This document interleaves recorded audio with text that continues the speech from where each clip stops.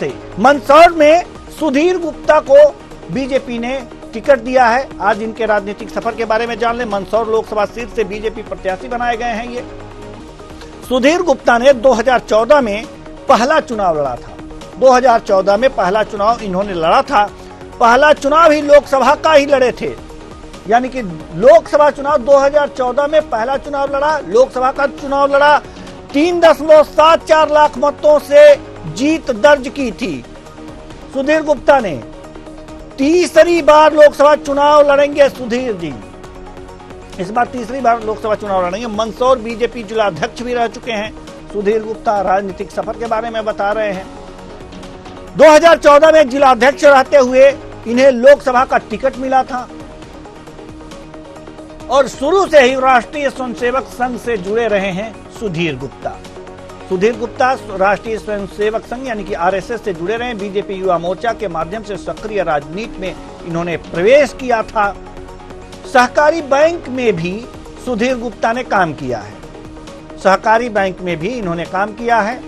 विहिप के कार्यालय कार्यकर्ता के रूप में काम किया है और राम जन्मभूमि आंदोलन में सुधीर ने हिस्सा लिया था।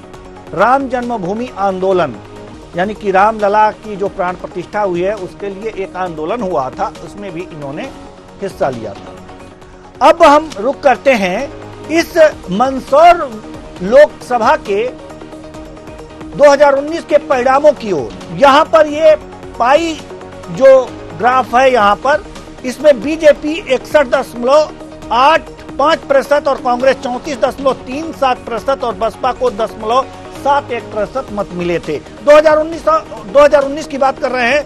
उधर कोने में देखिए सुधीर गुप्ता बीजेपी से थे जो जीते। मीनाक्षी नटराजन कांग्रेस से थी, हारी, दूसरे नंबर पर रही और प्रभुलाल मेघवाल बसपा से थे, ये तीसरे नंबर पर रहे। इनकी हम ये जो पाई चार्ट है इसके माध्यम से हम आपको दिखा रहे हैं। अब दूसरा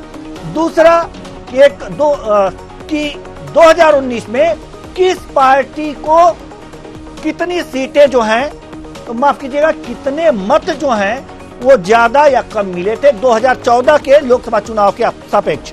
तो बीजेपी को 1.72% मत मिले थे, ये आप देख सकते हैं।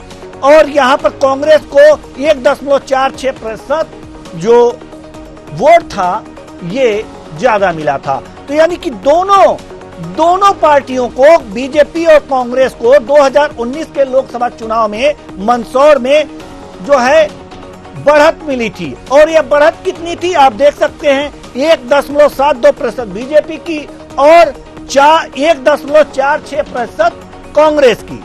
यानी कि कुछ ज्यादा बढ़त नहीं है एक दूसरे के बढ़त को अगर जो देखा जाए तो। अब हम रुक करते हैं अपने रिपोर्टर के पास। जाना चाहेंगे सत्यनारायण, हमारे संवाददाता हमारे साथ जुड़ चुके हैं। सत्यनारायण, हम आपसे जानना चाहते हैं कि इस समय जैसे सुधीर गुप्ता को चुनाव मैदान में उतारा है बीजेपी ने, इससे पहले भी सुधीर गुप्ता ही थे। यहां से सुधीर गुप्ता को ही यहां पर 2019 में ये चुन करके आए थे सुधीर गुप्ता। रिपीट करने का कारण क्या है? रिपीट करने का कारण अगर देखा जाए तो पहले और शुरू से ही आरएसएस में जुड़े हुए हैं। कई बार अपने पदों पर काम कर चुके हैं। सुधीर गुप्ता 2014 में सुधीर गुप्ता को सांसद की मैदान में उतारा था मंदसौर में, तभी से बनी है मंदसौर में। तो वो मौका दिया यहाँ पे मंदसौर सीट से लड़ने के लिए। जी, आरएसएस से थे और लगातार जीतते रहे हैं, इसलिए इन्हें एक बार फिर मौका दिया गया है। यहाँ पे राजनीतिक या ये कहें कि जातिगत समीकरण क्या हैं अभी? मंदसौर की बात करें तो जाति समीकरण पे ऐसा कोई ज्यादा विशेष ध्यान नहीं दिया गया है। मंदसौर में लगातार जाति समीकरण की कांग्रेस मैदान में है, किसी पार्टी सक्रिय नहीं हो पाई।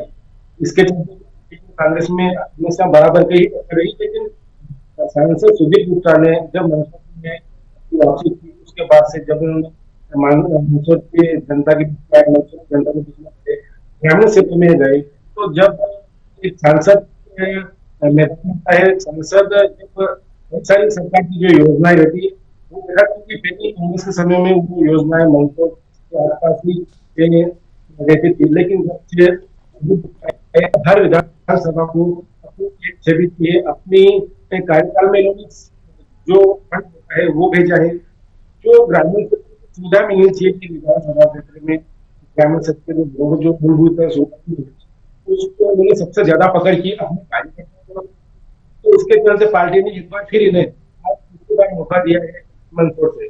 जी, जहां तक अगर हमें पता है कि यहाँ पर हिंदुओं की संख्या 88% के करीब है और मुस्लिम 9% ही हैं।